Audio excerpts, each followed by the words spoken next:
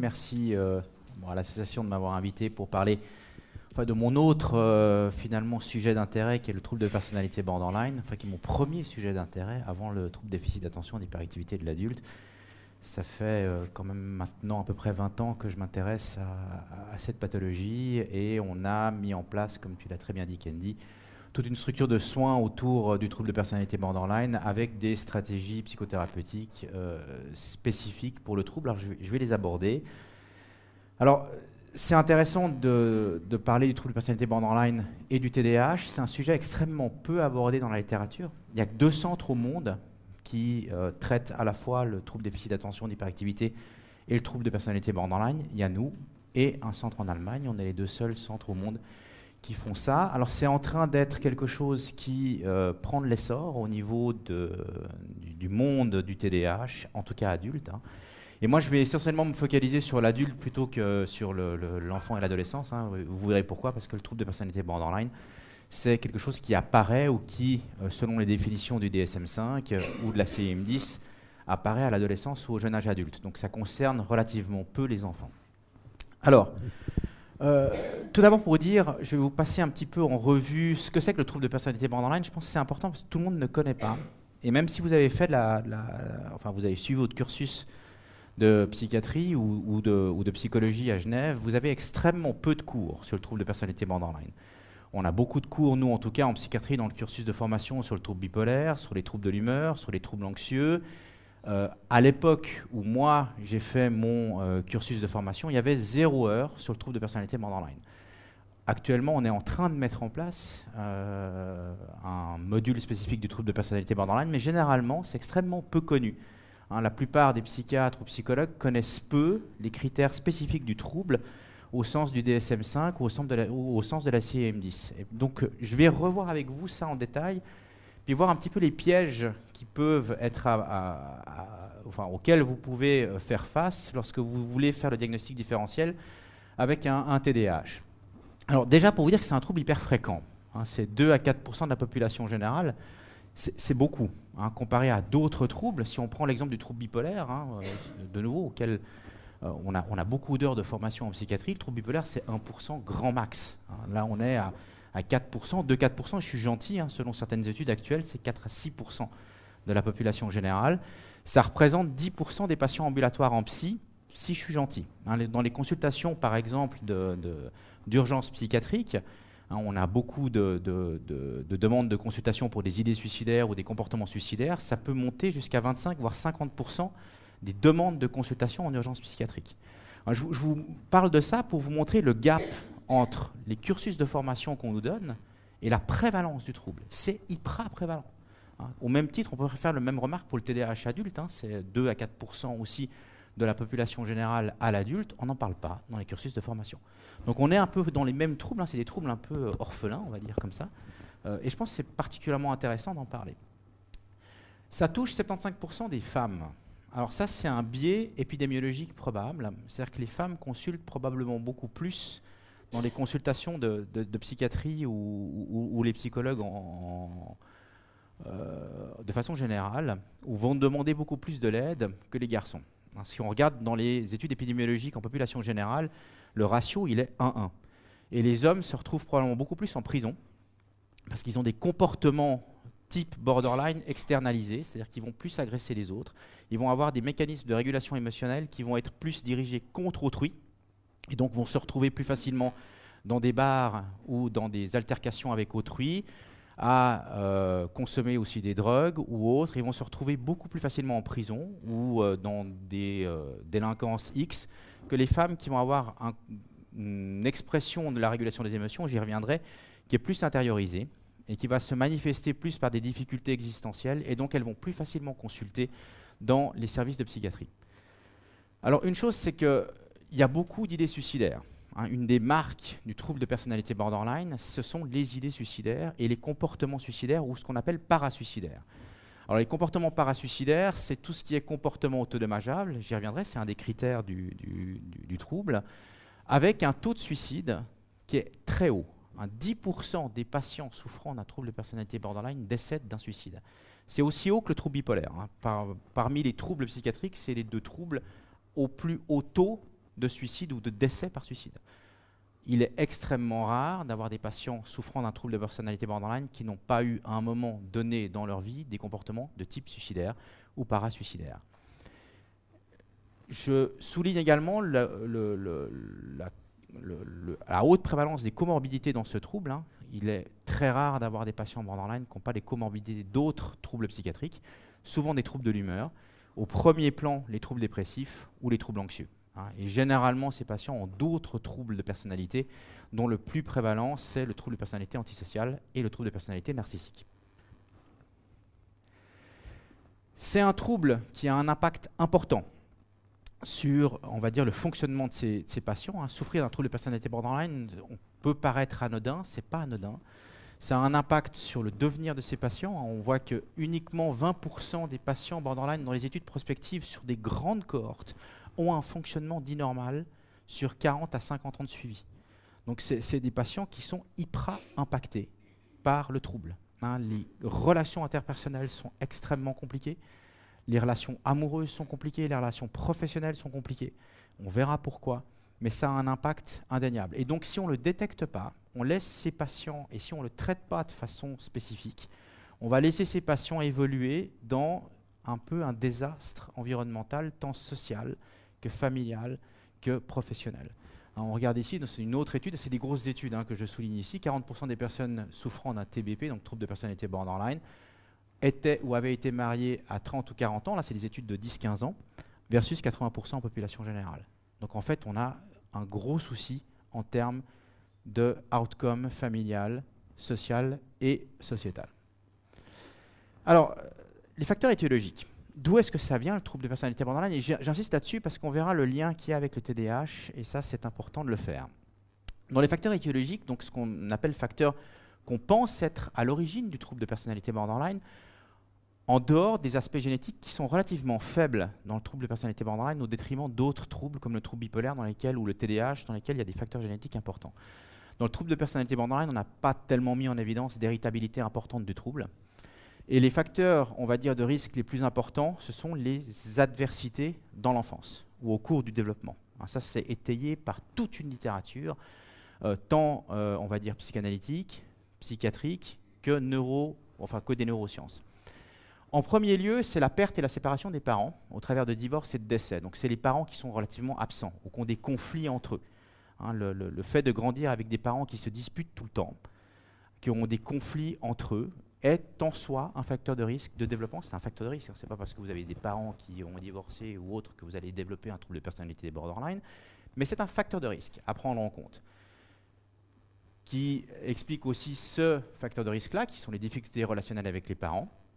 Et au premier plan, on a les abus ou les maltraitances d'ordre sexuel qui vont des attouchements à des actes beaucoup plus sévères, au cours du développement, répétés, c'est souvent des actes répétés au cours du développement de l'enfant.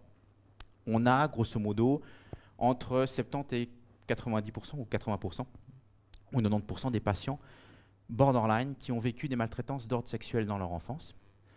La particularité, c'est que c'est souvent par des proches de la famille. C'est ce qui distingue le trouble de personnalité borderline des autres troubles. Parce que dans le trouble bipolaire, vous avez aussi passablement de maltraitance d'ordre sexuel dans l'enfance. La particularité dans le trouble borderline, c'est que c'est par des proches. Donc c'est le voisin, c'est le papa, c'est le parrain, c'est le grand-papa. C'est souvent des gens qui font partie du cercle familial.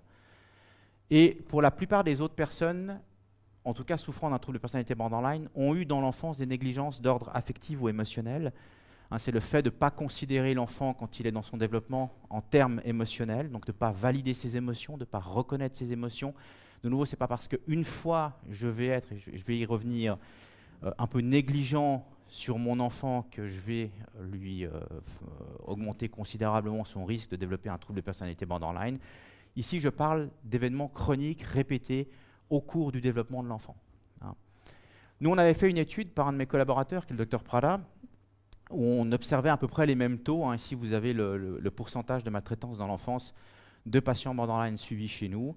On voit que 43%, donc on a des taux un peu plus bas, mais 43% quand même avaient eu des attouchements ou des abus d'ordre sexuel dans leur enfance.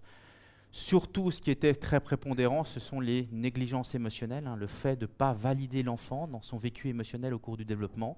pour plusieurs raisons, hein. Je peux être un papa ou une maman ou un donneur de soins de façon générale qui est déprimé, qui n'est pas bien dans sa peau, et je vais avoir de la peine à faire un travail éducationnel avec mon enfant. Je vais plutôt avoir tendance à le négliger, il va m'irriter, il va me fatiguer, et je ne vais pas lui porter l'attention qu'il faut au cours du développement. Et ceci est un facteur de risque important du développement du trouble de personnalité borderline. Nous, on avait grosso modo 80% de nos patients qui avaient vécu des négligences ou des maltraitances d'ordre émotionnel dans leur enfance.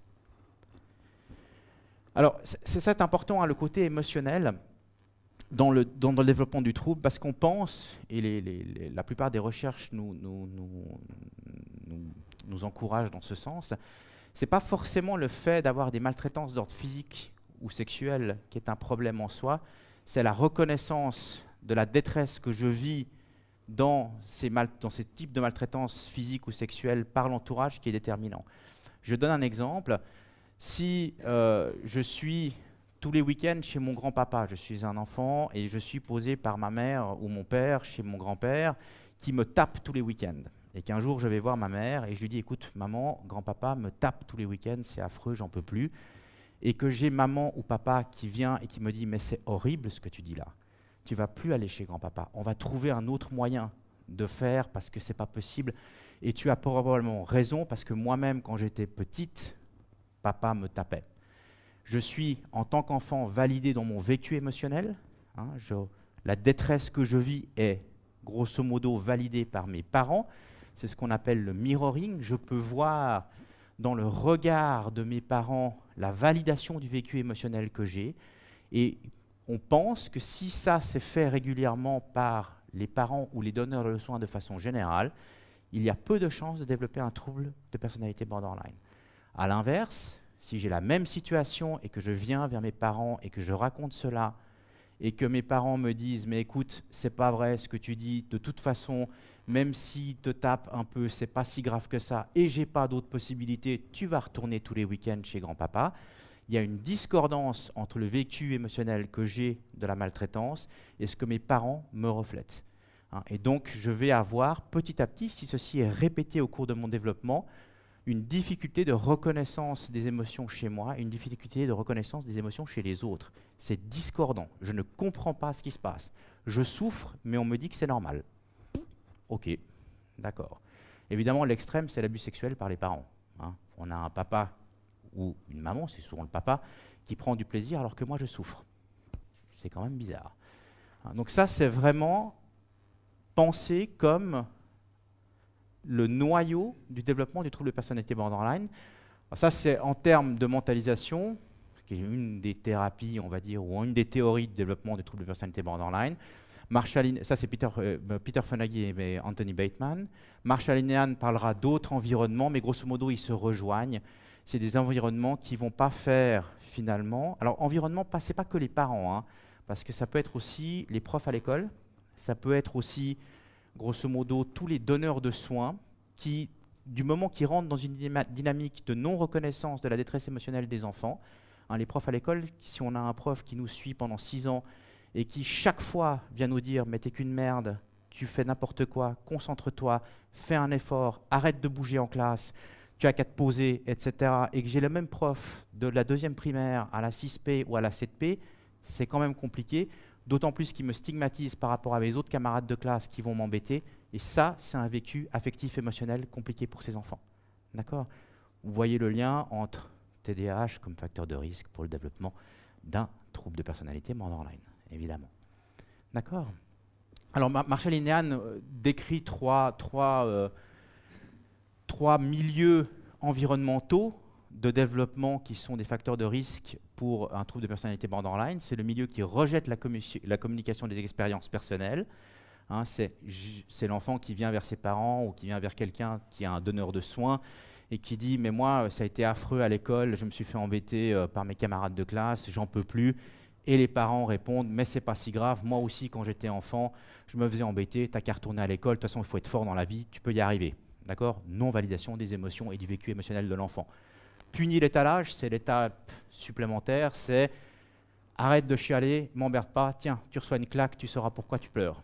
D'accord ? Ça c'est On imagine, alors c'est pas parce qu'on fait ça une fois à nouveau, hein, que l'enfant, au cours de son développement, va avoir un risque de développer un trouble de personnalité borderline, mais on imagine que si c'est fait chroniquement tout au cours du développement, c'est quand même problématique. Et puis il y a les milieux sursimplificateurs. C'est des milieux généralement dans lesquels nous on a pas mal des patients comme ça. C'est le patient un petit peu en difficulté, avec un TDAH relativement sévère dans son enfance, difficulté attentionnelle, qui n'arrive pas à l'école, et qui a un frangin ou une sœur qui fonctionne super bien, qui réussit bien dans la vie. Papa est médecin, maman est avocate, le frangin fait l'université, et le petit, en dernier, généralement, est toujours comparé au grand frère ou à la grande sœur qui arrive super bien, et les parents, le message c'est « il n'y a qu'à faut que, t'as qu'à te concentrer, tu y arriveras ». Vas-y, fais un effort, c'est facile. Regarde ton frangin, il arrive super bien, il n'y a pas de problème. Hein. Et donc ça, généralement, c'est aussi un non-apprentissage ou une non-validation du vécu émotionnel ou de la détresse de l'enfant qui fait déjà beaucoup d'efforts pour se concentrer, beaucoup d'efforts pour se calmer. Et les parents ou les donneurs de soins ne font pas l'effort de se mettre à niveau de cet enfant qui est peut-être plus en difficulté d'un enfant ou d'un frère plus grand ou d'une sœur plus grande qui n'a pas de difficulté. À nouveau, vous voyez le lien ici avec le TDAH dans l'enfance. Alors, ce que nous disent les études là-dessus, on sait que les mauvais traitements dans l'enfance, hein, alors mauvais traitements au sens très large de nouveau, hein, que ce soit maltraitance physique, émotionnelle, sexuelle et autres, amènent à une dérégulation émotionnelle. Hein, bon, ça paraît logique quand je vous raconte un petit peu les exemples que je vous ai donnés, mais ce que l'on sait, c'est qu'à l'âge adulte, les patients qui ont vécu ces maltraitances ont plus de peine à réguler leurs émotions, à comprendre aussi les émotions des autres. C'est un peu normal parce que si on ne valide pas mon émotion quand je suis petit, on ne m'apprend pas à reconnaître ce qu'est la tristesse, on n'apprend pas à valider en moi les vécus émotionnels que je vis. Si on me dit constamment « t'es pas triste, c'est pas vrai, fais un effort, t'as qu'à faire ci, t'as qu'à faire ça, il n'y a qu'à faut que, etc. » Pleure pas, de toute façon pour être grand et pour réussir dans la vie, il ne faut pas chialer. Ce qui peut arriver dans certains milieux environnementaux. Mais moi, je ne vais pas apprendre à labeller et à valider ces émotions. Et donc, je vais avoir de la peine à les reconnaître en moi. Je vais aussi avoir de la peine à les reconnaître chez autrui. Hein. Donc ça, c'est un des problèmes qu'on va avoir avec les patients borderline, c'est la reconnaissance des émotions pour soi et pour autrui. Ceci amène évidemment à une dérégulation émotionnelle qui est un des noyaux du trouble de personnalité borderline. C'est des patients aussi qui attendent moins de support émotionnel en réponse à l'expression de la tristesse ou de la colère. Comme ils ont grandi dans des milieux où on ne valide pas leurs émotions, ils vont peu en parler. Donc c'est des patients qui peuvent être en désastre émotionnel à l'intérieur quand vous les voyez, et quand vous leur posez la question « Comment ça va ?» Ça va, c'est bon, il n'y a pas de souci, hein, il n'y a aucun problème, ça se passe super bien aujourd'hui. Vous me parlez, là c'est super, c'est fantastique. Moi j'ai souvent eu cet exemple-là, où je peux passer, ici je ne suis pas attentif, et essayer de chercher en détail chez le patient comment il se sent au fond de lui-même. Le patient, je peux passer 45 minutes avec, et j'ai l'impression d'avoir quelqu'un qui va très très bien, qui est super, qui est fantastique. Elle sort, elle fait une tentative de suicide. En fait, j'avais dit quelque chose dans l'entretien qui n'allait pas, ça l'avait fait monter émotionnellement, dérégulation émotionnelle, incapacité à m'écouter, elle faisait oui, oui, oui, oui, oui, oui, oui, oui, tout va bien, c'est génial, etc. Et en fait, ce n'est pas du tout exprimé au niveau du verbal, au niveau du visage, au niveau de la corporelle. Donc c'est des patients qui apprennent à inhiber considérablement l'expression des émotions. Donc votre job avec des patients borderline, c'est de leur réapprendre à reconnaître les émotions en eux et à pouvoir les exprimer sur l'extérieur. Ça, c'est une des grosses difficultés, c'est un des gros challenges des approches psychothérapeutiques avec les patients borderline. Ce qui est intéressant également, c'est le biais, en fait, donc l'impact de ces maltraitances dans l'enfance semble amener un biais de détection des émotions négatives. Donc, c'est des patients qui vont surdétecter chez autrui les émotions négatives. Alors, je donne toujours cet exemple, c'est que si je fronce les sourcils comme ça pour remettre mes lunettes, le patient borderline va pouvoir interpréter ça comme « il est fâché avec moi ». D'accord ? Je fronce les sourcils, je remets mes lunettes comme ça, il est en train de me faire la gueule, il m'aime pas, il est en train de me lâcher, ça va pas, et à ce moment, j'ai perdu le patient. D'accord ? Donc, il faut être très attentif aussi avec les gestes qu'on fait quand on voit des patients borderline, parce qu'ils ont tendance à avoir des biais de détection pour les émotions négatives. Moi, je donne toujours cet exemple, qui est un exemple que j'ai vécu, avec une patiente qu'on suivait en Mentalization-Based Treatment. J'avais extrêmement mal au bras, j'étais tombé, et puis je me mettais comme ça, enfin c'était l'autre bras, mais je vais vous le faire là. Donc, je faisais l'entretien comme ça. Je ne pouvais pas poser mon bras parce que ça me faisait vachement mal. Donc je faisais l'entretien comme ça. Et je fais un entretien fantastique. Donc ça se passe bien, on élabore super bien. Puis j'étais comme ça tout l'entretien. À votre avis, qu'a pensé le patient borderline? Ouais, exactement. J'en avais rien à cirer de l'entretien. Donc pendant tout l'entretien, ce patient s'est dit, ou cette patiente en l'occurrence, s'est dit, et d'ailleurs elle en a parlé au docteur Prada, après en sortant d'un des groupes de mentalisation, en disant ouais mais bon, moi j'arrête tout parce que le docteur Pérou il n'en a rien à foutre de moi. Et on a essayé d'élaborer ça, et en fait c'est parce que je me tenais comme ça. Je vous laisse imaginer l'impact que ça a. Et elle était à deux doigts d'avoir des comportements suicidaires parce qu'elle était convaincue, mais certaine, que je n'avais plus envie de la suivre. Donc c'est vraiment des biais de détection sur les émotions négatives. C'est des patients aussi qui vont être beaucoup plus impulsifs que les personnes qui n'ont pas eu de maltraitance dans l'enfance, donc ils vont avoir des comportements plus impulsifs et on verra lesquels. Et ça, on le reproduit chez l'animal également. Les études de déprivation chez l'animal, quand on déprive, en tout cas chez les singes, alors c'est des études un peu difficiles, mais quand on sépare précocement des petits singes de leur maman, on les laisse grandir sans leur maman, mais ces singes à l'âge adulte vont être plus impulsifs, plus agressifs, plus tendus, vont avoir plus de difficultés à interagir au niveau social que les singes qui ont grandi avec leur maman. Ça marche aussi avec les rats ou les souris. OK? Alors, petit point sur l'évolution avant qu'on passe sur le diagnostic. Trouble de personnalité borderline, c'est hyper stigmatisé. Vachement plus classe de souffrir d'un trouble déficit d'attention et d'hyperactivité, vachement plus classe de souffrir d'un trouble bipolaire. Raison pour laquelle 40% des personnes souffrant d'un trouble de personnalité borderline reçoivent un diagnostic de trouble bipolaire faussement, parce que c'est plus sympa. Et parce qu'eux ont envie de souffrir d'un trouble bipolaire, parce qu'il y a plein d'associations des troubles bipolaires, parce qu'il y a des traitements médicamenteux pour le trouble bipolaire, parce que ça passe hyper bien. Et c'est malheureux parce que souffrir d'un trouble de personnalité borderline a une évolution qui est assez cool. Au bout de 10 ans de suivi, généralement, on a une disparition du trouble. C'est extrêmement rare d'avoir des patients borderline symptomatiques à l'âge de 40-50 ans. Le pic de symptômes, c'est autour de 20-25 ans. Ça s'atténue avec le temps. On ne sait pas trop pourquoi, mais ça s'atténue naturellement, et c'est d'autant plus rapide si ces patients sont adressés dans des structures de soins spécialisées. Ou en tout cas, si vous êtes au fait de la façon de traiter ces patients. Donc en fait, c'est mieux d'avoir un trouble de personnalité borderline qu'un trouble bipolaire. Mais c'est beaucoup moins classe. C'est mieux d'avoir un trouble de personnalité borderline qu'un trouble dépressif récurrent. Mais c'est beaucoup moins classe. Donc l'idée, c'est aussi de faire de la pub pour le trouble de personnalité borderline, déstigmatiser ce trouble, qui est probablement un des troubles les plus stigmatisés en psychiatrie. Donc, faites un peu de pub autour de vous et n'hésitez pas à diagnostiquer les patients borderline avec cet espoir. Ça disparaît. Et ça, c'est vrai qu'on l'observe chez nous. On a rarement des patientes très âgées chez nous.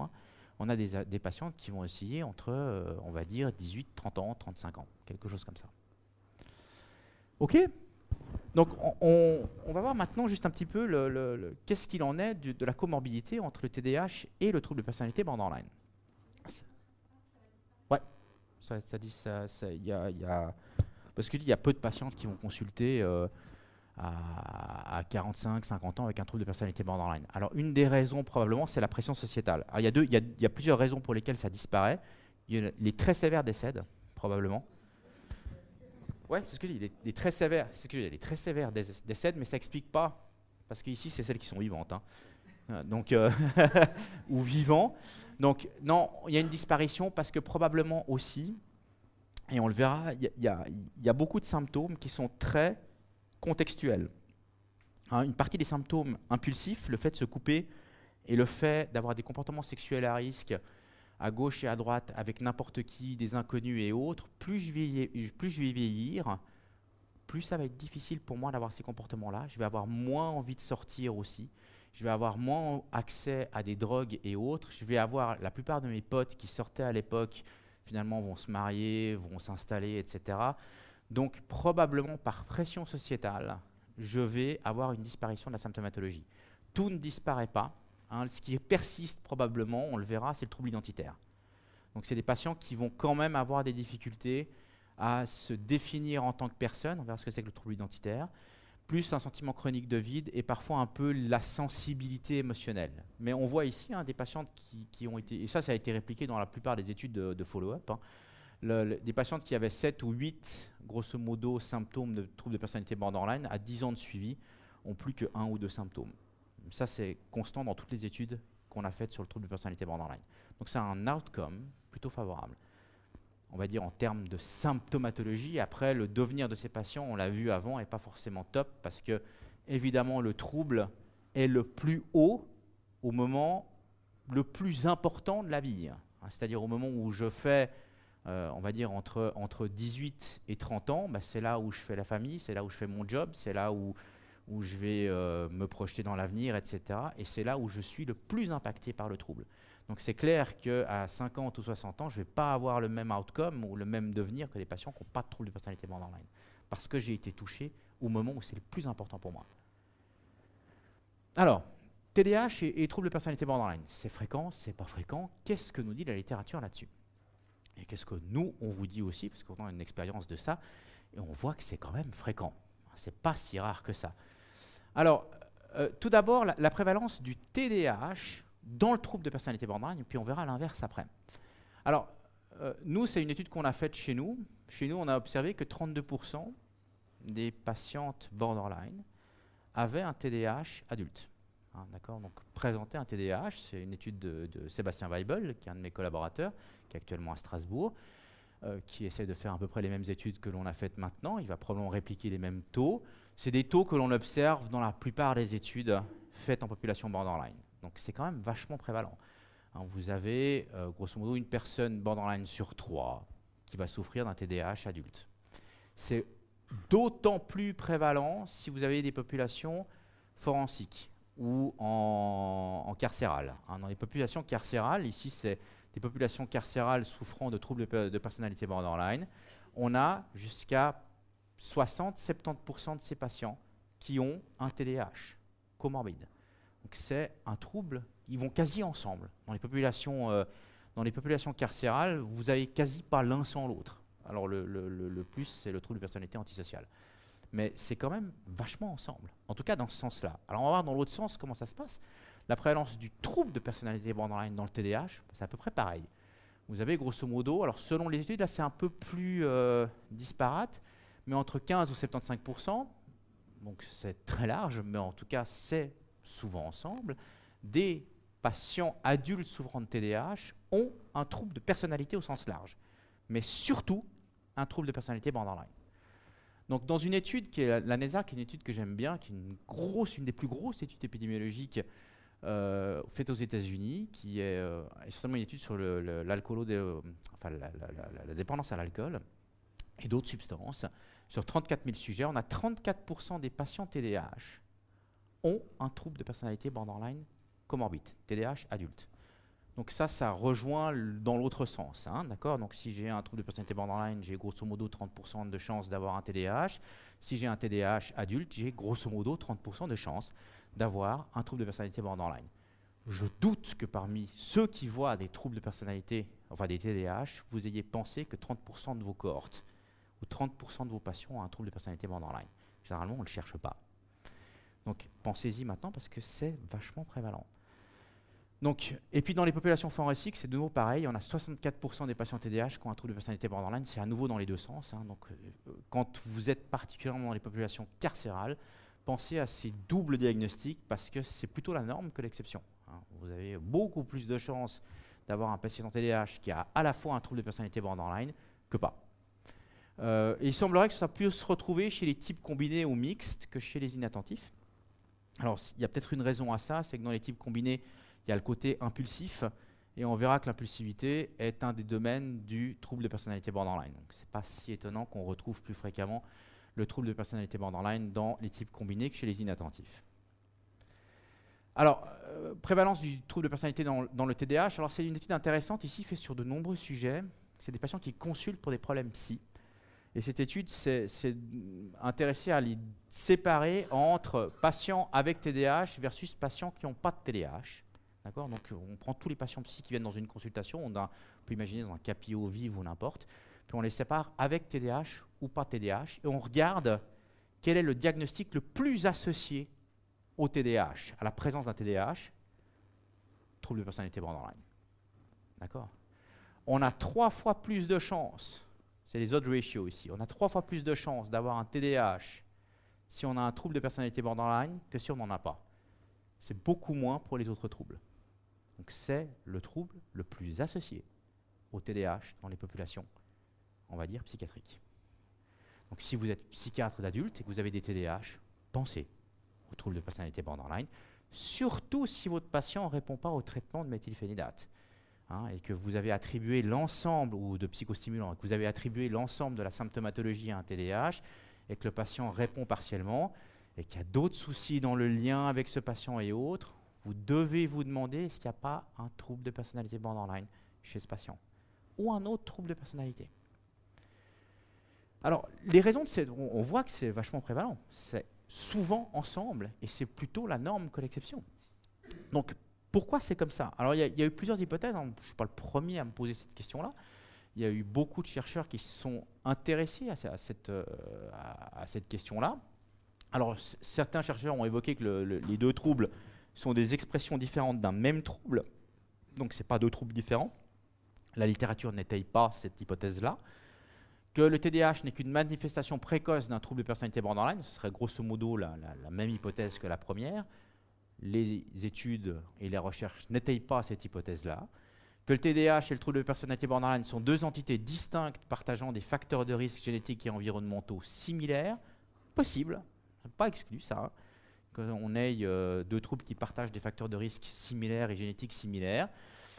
Mais en fait, les études génétiques ne montrent pas ça. Ce n'est pas parce que j'ai une vulnérabilité génétique à un TDAH que je vais avoir une vulnérabilité génétique qui est quasi inexistante pour un trouble de personnalité borderline. Donc cette hypothèse C, même si elle est assez élégante, ne semble pas être confirmée par les études génétiques. Et l'hypothèse la plus probable, et on va y venir, c'est que la présence d'un trouble augmente le risque d'avoir le second. Grosso modo, évidemment, que d'avoir un TDAH dans l'enfance. Et vous imaginez pourquoi favorise le développement d'un trouble de personnalité borderline. Si vous vous rappelez tout ce que je vous ai dit, si vous étiez avec moi avant, sur le fait qu'un trouble de personnalité borderline a comme facteur étiologique principal la maltraitance dans l'enfance et surtout la négligence émotionnelle, etc., et que vous imaginez un petit enfant hyperactif qui embête ses parents, qui embête les profs, qui n'écoute pas, à qui on dit constamment « mais fais peut-être un petit effort pour te concentrer, c'est pourtant vachement simple, tiens, voici une baffe, ça t'aidera à te concentrer », vous comprenez assez aisément pourquoi avoir un TDAH dans l'enfance peut être un facteur de risque de développement d'un trouble de personnalité borderline à l'âge adulte. Ou bien ça veut dire que je me suis mal exprimé. Alors, est-ce que c'est le cas? Est-ce que le TDAH prédit le trouble de personnalité borderline? Alors, dans une étude que nous on a faite, sur la prévalence du TDAH dans l'enfance, dans nos populations borderline, on voit que 39% de nos patients, ce qui représente 80% de persistance à partir du TDAH à l'âge adulte, avaient un TDAH dans l'enfance. Ce qui est relativement élevé, mais plus bas que d'autres études qui relèvent plutôt 40 à 60% des patients borderline adultes ont eu un TDAH dans l'enfance. Donc c'est quand même un facteur de risque vachement important. C'est en gros aussi important que la maltraitance dans l'enfance. D'accord? Et donc, grosso modo, on peut quand même se poser la question, mais est-ce que d'avoir un TDAH dans l'enfance favorise le fait d'être maltraité dans l'enfance, hein? Et on verra que c'est probablement le cas. Donc, avoir un TDAH dans l'enfance augmente le risque d'avoir un trouble de personnalité borderline à l'adolescence par 13. C'est colossal. J'ai 13 fois plus de chances d'avoir un trouble de personnalité borderline à l'adolescence ou à l'âge adulte si j'ai eu un TDAH dans l'enfance que si j'en ai pas eu. Pas pour rien qu'on retrouve 40 à 60% des sujets troubles de personnalité borderline, enfin des patients avec un trouble de personnalité borderline qui ont eu un TDAH dans l'enfance. C'est énorme. Moi, je connais peu de facteurs de risque aussi importants pour un trouble psy. Donc c'est vraiment quelque chose qui va ensemble. Et c'est pas le seul, hein, parce qu'on a d'autres troubles comme le trouble oppositionnel. Et ce qui semble émerger de la littérature, c'est que c'est pas forcément le TDAH qui augmente ce risque. C'est pas étonnant, hein, si on pense un petit peu, mais c'est grosso modo les troubles externalisés. Hein. Les oppositional defiant disorder, ça fait trouble oppositionnel. Comment est-ce qu'on traduit ça en français? Trouble Voilà, merci. Je ne vais pas le répéter, vous avez tous parlé ensemble. Je vais pas. Oppositional Defiant Disorder. Le TDAH ou les troubles des conduites. Évidemment, grosso modo, on va retrouver les mêmes difficultés chez tous ces enfants. D'accord ? C'est des enfants qui vont être compliqués pour des donneurs de soins de façon générale. Soit parce qu'ils ont des troubles de conduite, soit parce qu'ils sont hyperactifs, soit parce qu'ils parlent tout le temps, soit parce qu'ils bougent tout le temps, soit parce qu'ils embêtent en classe, soit parce qu'ils ne se concentrent pas et puis que les parents rentrent à la maison, puis sont fatigués, puis ils en ont marre que leur enfant soit incapable de lire une ligne de français alors que moi je suis tout à fait capable de lire un livre en entier, donc c'est pas compliqué de passer 20 minutes à lire un livre de français. Je parle en connaissance de cause, je vous assure que même moi qui ai une fille qui a des difficultés attentionnelles, des fois, je pète un câble parce qu'elle n'est pas capable de lire une ligne et qu'elle fait des crises émotionnelles. Hein. Donc, imaginez si moi, je n'étais pas en connaissance de cause d'un trouble chez ma fille, ce serait quand même vachement plus compliqué parce que je pense que je pourrais être beaucoup plus violent avec elle. Donc, l'idée, c'est que ces troubles vont mener aux troubles de personnalité borderline pour plusieurs raisons. Un, parce qu'ils favorisent déjà des dimensions. Hein. On a beaucoup parlé de la dérégulation émotionnelle chez les enfants TDAH. Donc il y a déjà cette difficulté à réguler les émotions chez les enfants TDAH. Ils sont déjà plus impulsifs. C'est des items du trouble de personnalité borderline. Et ceci va amener à des difficultés relationnelles avec les parents. Et donc ça génère ou ça favorise l'émergence d'un trouble de personnalité borderline. Et c'est nous ce qu'on a un peu observé, que le TDAH est probablement un facteur de risque de maltraitance émotionnelle chez l'enfant. Dans cette étude que mon collaborateur, le Dr Prada, a faite, on voit que les personnes TDAH ont beaucoup de risques, même s'ils ne souffrent pas de troubles de personnalité borderline. Là, on avait exclu, là, ce sont des TDAH sans troubles de personnalité borderline, ont un risque plus important qu'en population générale d'avoir des maltraitances. C'est surtout des maltraitances ou des négligences émotionnelles. Hein. Donc, au vu de ce que je viens de dire, ce n'est pas très étonnant. Et c'est particulièrement vrai pour les patients borderline avec comorbidité TDAH.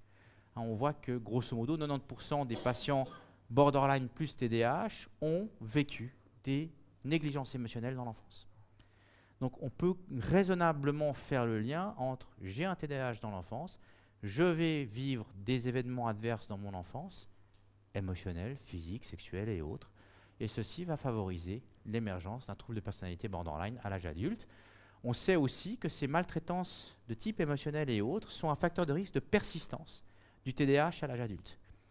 Donc c'est un des facteurs, on le sait maintenant, et ça il y a plein d'études qui l'ont démontré. On s'est beaucoup posé la question de quels sont les facteurs de risque qui favorisent la persistance d'un TDAH à l'âge adulte, et parmi les facteurs de risque de persistance, il y a la maltraitance dans l'enfance. Alors quand je dis maltraitance, hein, c'est vraiment très large, hein, il ne faut pas imaginer, moi je peux être maltraitant avec mes enfants, enfin je veux dire, après il faut imaginer que c'est quelque chose de chronique, répété, constant, surtout par des parents qui eux-mêmes, probablement, ont un TDAH et ont des troubles de personnalité. Hein. Donc c'est encore plus vrai si les parents ont des TDAH, donc ont déjà de la peine eux-mêmes à réguler leurs émotions, ont déjà de la peine eux-mêmes à contrôler leur impulsivité, ont déjà de la peine eux-mêmes à interagir avec autrui. Et quand il y a l'enfant qui, lui, a en plus un TDAH, ça va être la catastrophe.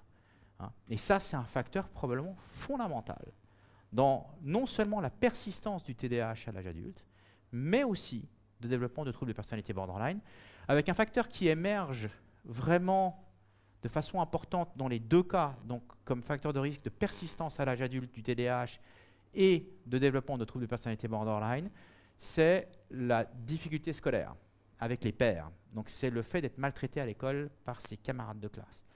Donc pour les pédopsychiatres qui sont dans la salle, soyez vachement attentifs aux enfants qui sont maltraités à l'école par leurs camarades de classe. Il semble que ce soit encore plus fort que la maltraitance, ce que j'appelle de façon large, par les parents ou le prof à l'école, ou les autres donneurs de soins. Vraisemblablement, le fait d'être bullié, enfin je sais pas comment, j'ai pas de harcèlement, on va dire, à l'école, est probablement un facteur fondamental sur lequel il faut avoir la lunette et se dire, nom de Dieu, mais il faut que je fasse quelque chose parce que ça c'est important. Et je peux probablement avoir un impact hyper important sur le devenir de cet enfant si j'arrive à résoudre cette situation de maltraitance à l'école. Donc ça, c'est vraiment un message important pour vous qui voyez des enfants.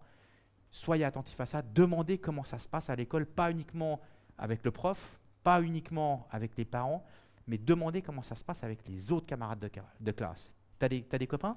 T'as pas de copains? Pourquoi t'as pas de copains? Hein, qu'est-ce qui se passe? Tu te fais embêter? Ouais, je me fais embêter, mais quoi d'autre? Est-ce que tu te fais taper? Est-ce que tu joues avec personne? Soyez attentifs à ça, posez des questions, parce que si vous êtes capable de régler ces histoires-là, vous éviterez peut-être le passage sur une persistance du TDAH à l'âge adulte ou le développement d'un trouble de personnalité borderline. Important. Ok, alors, quel est l'impact finalement d'avoir les deux troubles? Est-ce que ça a un impact sur ces patients en termes de fonctionnement exécutif ou de fonction cognitive? Alors c'est intéressant parce qu'il y a pas mal d'études qui se sont intéressées, alors ça c'est marrant, plus là-dessus que sur d'autres choses. Dont une étude que j'aime bien citer, c'est une étude assez récente, de 2016, qui s'est intéressée aux fonctions cognitives, QI, etc., des patients avec TDAH versus des patients TDAH plus trouble de personnalité borderline. Ben, les patients qui ont la double comorbidité ont des QI plus bas sur tous les items. Donc ils ont un impact en termes de fonction cognitive, ils ont une mémoire de travail qui est plus basse, un QI verbal, un QI performance qui est plus bas que les patients qui ont un TDAH pur. Donc le message ici, c'est pas parce qu'un patient, enfin je vais plutôt le dire inverse, si vous avez un patient TDAH qui a un QI qui est assez limite, qui est déficitaire dans beaucoup de domaines, et qui en plus a des scores vraiment mauvais en termes d'impulsivité, de tests cognitifs, vous faites une CPT ou je ne sais pas quel test, un go no go ou n'importe quoi, qui est un peu sur les ranges extrêmes, posez-vous la question, est-ce qu'il n'y a pas quelque chose d'autre que le TDAH? Est-ce qu'il n'y a pas aussi un trouble de personnalité borderline? Parce que ça impacte aussi les tests neuropsy. Hein, c'est intéressant ça. Donc en soi, le trouble de personnalité borderline est aussi déficitaire aux tests neuropsy que vous ferez qu'un TDAH. Et les deux s'additionnent. D'accord? Donc ça c'est un piège. Parce que vous voyez un patient borderline, vous lui faites passer un test neuropsy. Il va avoir les mêmes déficits attentionnels, les mêmes difficultés d'impulsivité, etc. qu'un TDAH, et ça va vous conforter, si vous pensez que c'était un TDAH, dans un diagnostic de TDAH, alors que c'est un trouble de personnalité borderline. D'accord? Donc le trouble de personnalité borderline impacte les tests neuropsy comme le TDAH. D'accord? Vous faites attention à ça.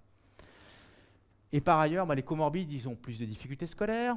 D'accord? C'est des patients, et même le trouble de personnalité borderline impacte la scolarité au même titre que le TDAH. À nouveau, faites gaffe.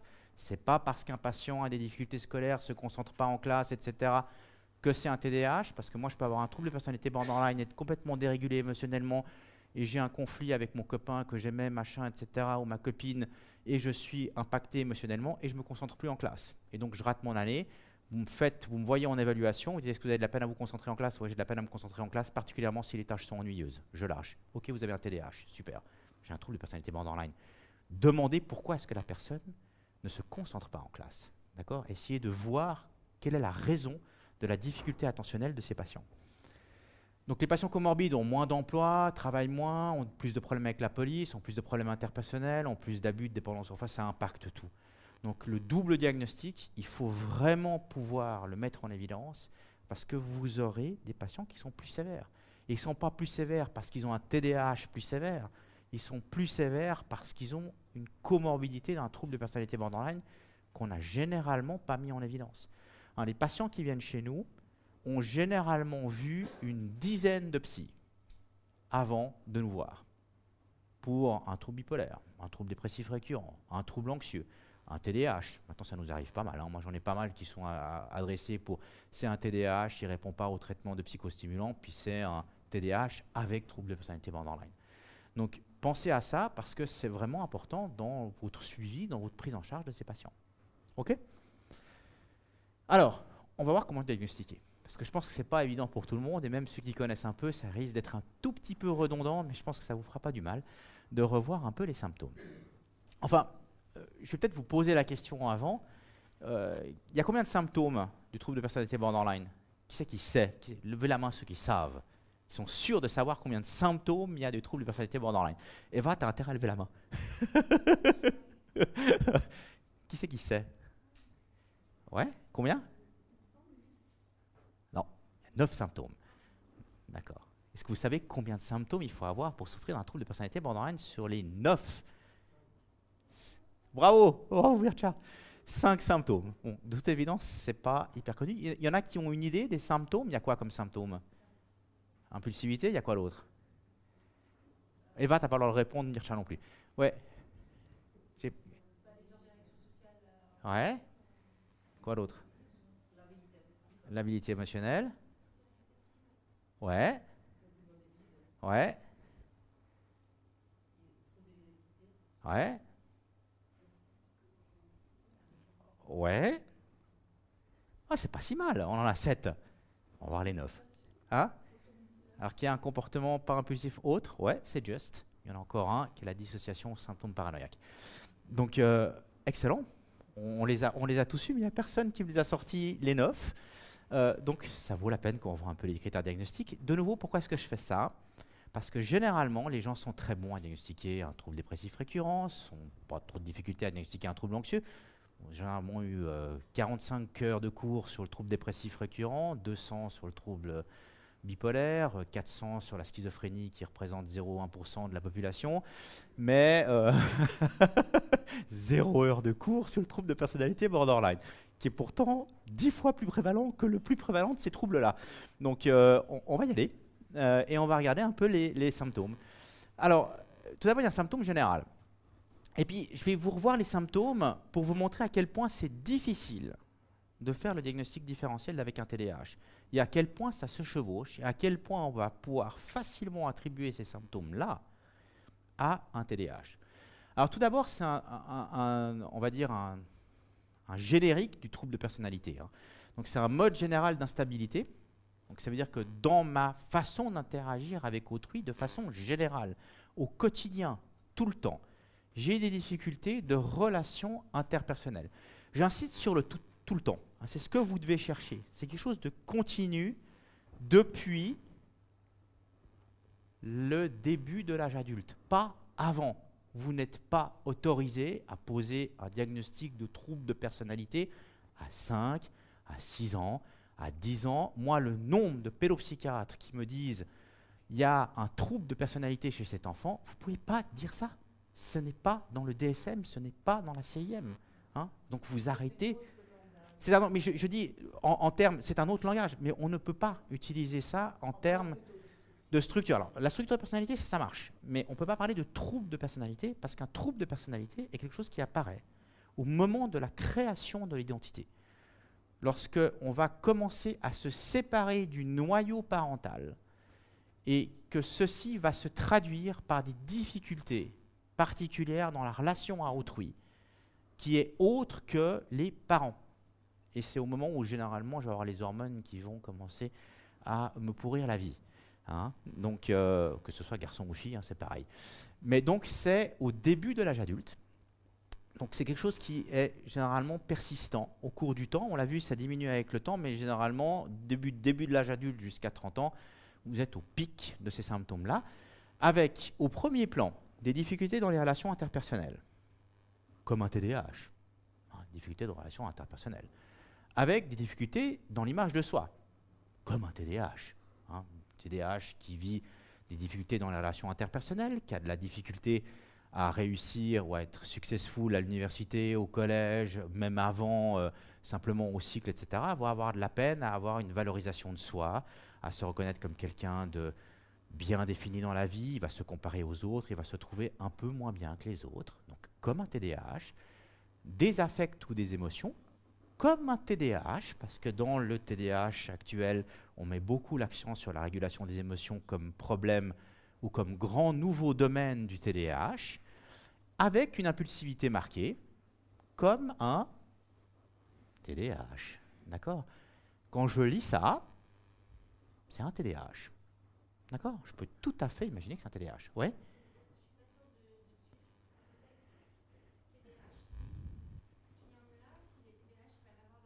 Ouais, sauf que là, s'il a un trouble positionnel défiant dans l'enfance, ou il a un trouble des conduites dans l'enfance, je vais pouvoir retracer quelques symptômes dans l'enfance. Je vous rappelle que pour diagnostiquer un TDAH à l'âge adulte ou à partir, on va dire, de 17 ans, je n'ai pas besoin de rediagnostiquer ou de pouvoir diagnostiquer un TDAH dans l'enfance.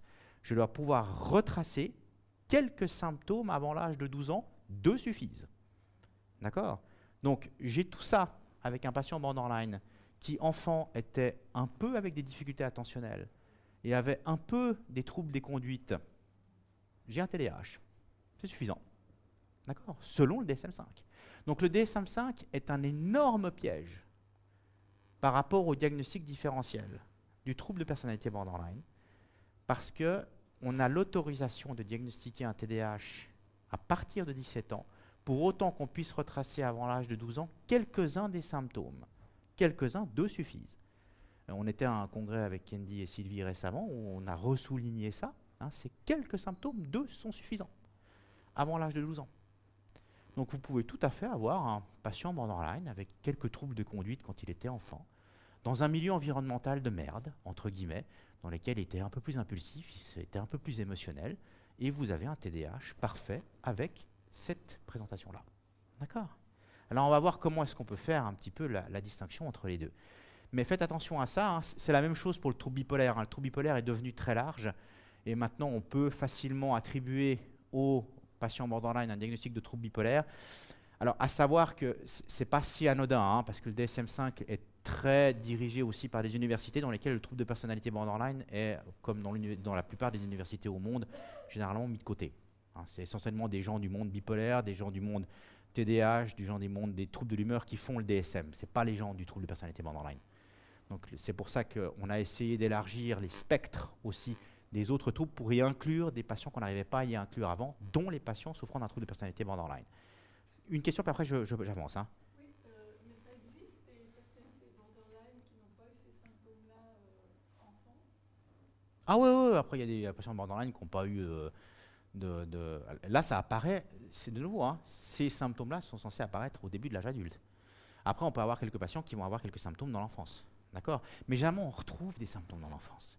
C'est des patients qui ont eu un environnement de merde. D'accord? La plupart. Facteurs de risque prépondérants, c'est les difficultés de parenting, c'est les difficultés avec les pères à l'école, c'est les difficultés avec les donneurs de soins de façon générale. Généralement, ça amène des difficultés chez l'enfant. Alors, pas forcément comme un TDAH, mais on va retrouver un petit peu de dérégulation émotionnelle, on va retrouver un petit peu de difficultés scolaires chez ces patients-là. Et donc, on est très vite enclin à se dire, ah bah tiens, j'ai en plus des symptômes de TDAH dans l'enfance, donc c'est un TDAH, facile. Allez, j'y vais, je traite avec du méthylphénidate, ça marche pas. Mais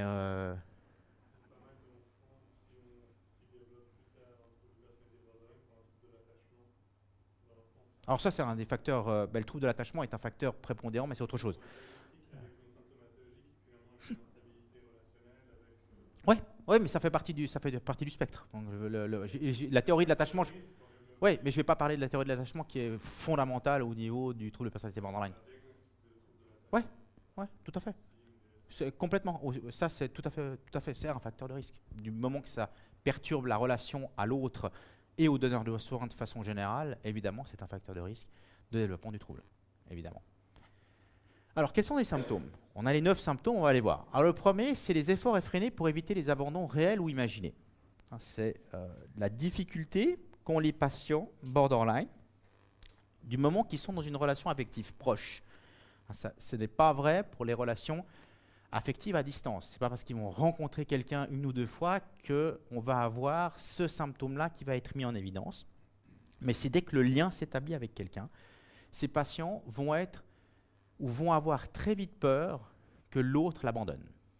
Ça peut prendre même des proportions considérables, du style, et même parfois parano.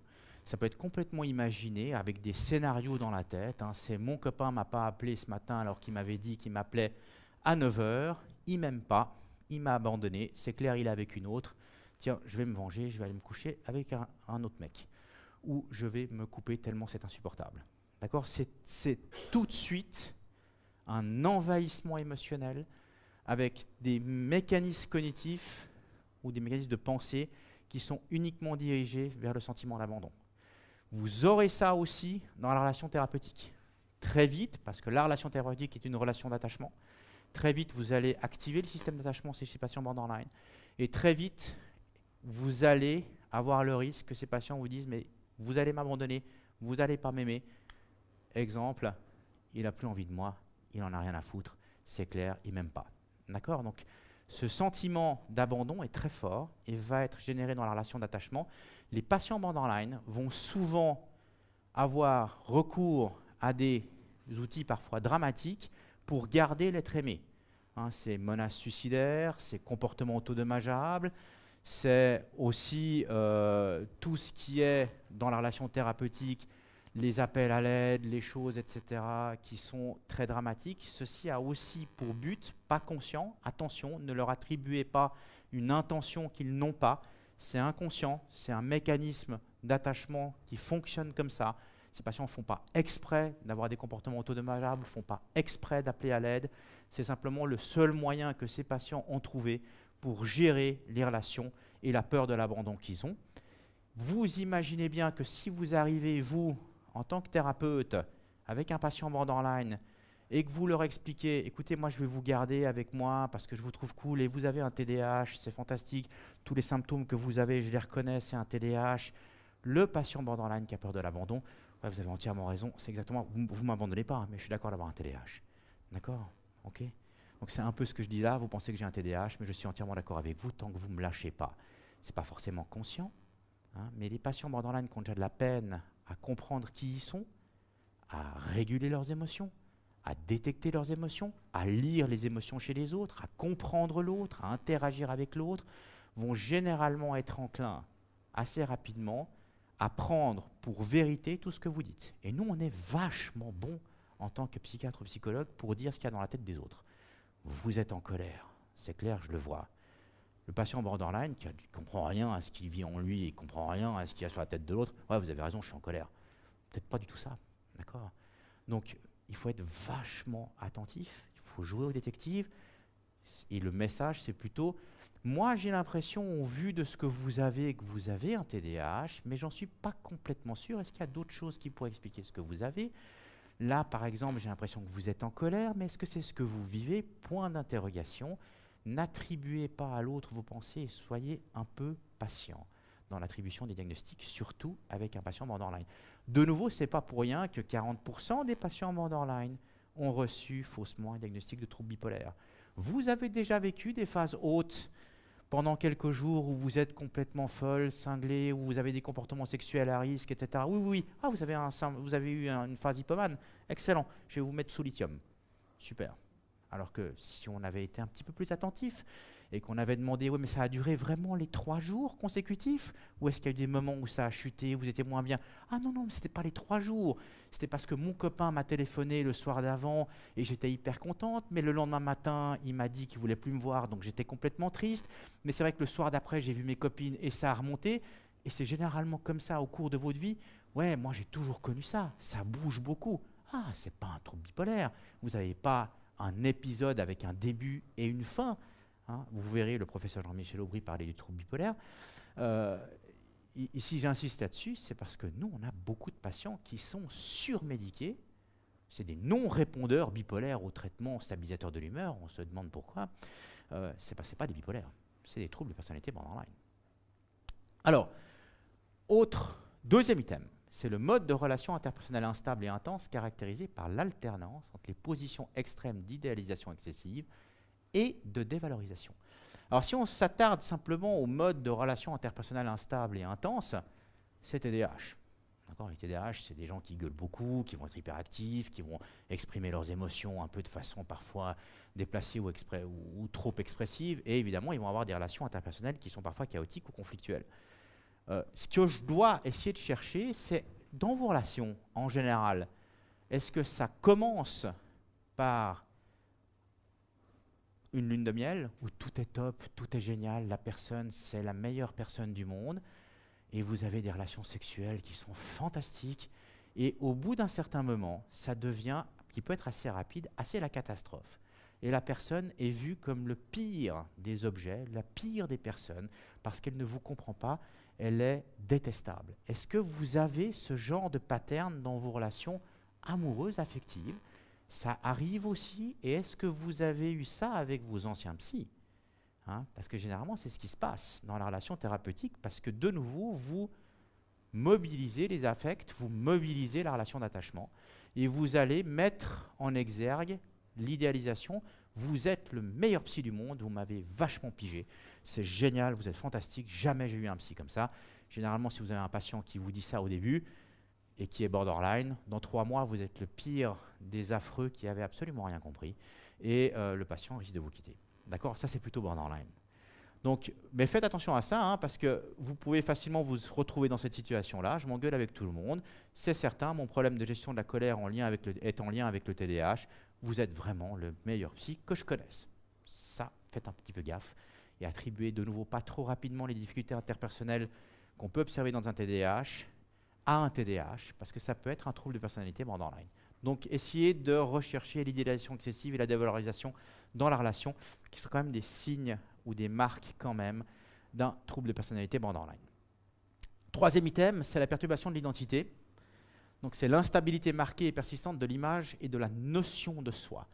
Alors, l'identité, c'est ce que je suis, c'est ce qui me définit en tant que personne, c'est d'où je viens, où est-ce que je vais, qui je suis quelqu'un de stable, je sais ce que je veux faire dans la vie, j'ai envie de me marier, j'ai envie d'avoir des enfants, j'ai envie... C'est grosso modo ce qui me permet d'avoir un peu les pieds sur terre. Généralement, les patients borderline, ils n'ont pas ça. Si vous leur demandez, mais comment vous vous sentez au fond de vous, comment vous êtes, comment vous vous définissez, est-ce que vous savez ce que vous faites dans la vie, ce que vous voulez faire dans la vie, généralement, ces patients vont vous dire, moi, je ne sais pas, c'est un peu la catastrophe en moi, absolument, j'en sais rien. De toute façon, j'ai toujours été triste, ma vie, c'est de la merde, je bouge tout le temps, j'arrive pas à avoir une relation stable avec quelqu'un. Ça, c'est des marques d'un trouble identitaire, d'accord? C'est assez quand même particulier au trouble de personnalité borderline. C'est rarement le cas dans un TDAH. Donc, si vous le cherchez en détail et que vous mettez ça en exergue, vous allez quand même peu vous planter sur un TDAH. Faites quand même gaffe, hein, parce que vivre avec un TDAH, ce n'est pas forcément facile. Et si vous passez très rapidement sur ces symptômes et que vous n'allez pas suffisamment investiguer le trouble identitaire, vous pouvez faussement attribuer certaines difficultés du patient borderline à un TDAH. Donc, soyez attentifs à ça. Quatrième, qui ressemble beaucoup à un TDAH de nouveau, c'est l'impulsivité dans au moins 2 domaines potentiellement dommageables pour le sujet: dépense, sexualité, toxicomanie, conduite automobile dangereuse, crise de boulimie. Donc tout plein de comportements autodommageables. Alors ça, c'est vraiment comme le TDAH. Alors faire la distinction de ça avec un TDAH, vous êtes assez balèze. On va dire que la distinction qu'on peut faire ici sur cet item par rapport à un TDAH, c'est le fait que les patients borderline vont utiliser ces comportements de type impulsif, essentiellement en réponse à des difficultés relationnelles. J'ai dans ma relation amoureuse mon copain qui m'a posé des problèmes hier soir, c'était la catastrophe, j'ai pris de l'alcool ou j'ai eu un comportement sexuel à risque pour diminuer l'état de tension interne que j'ai. C'est insupportable et c'est le seul moyen que j'ai de résoudre mes conflits. Je ne sais pas comment faire autrement et je dois me bourrer la gueule, je dois prendre des drogues.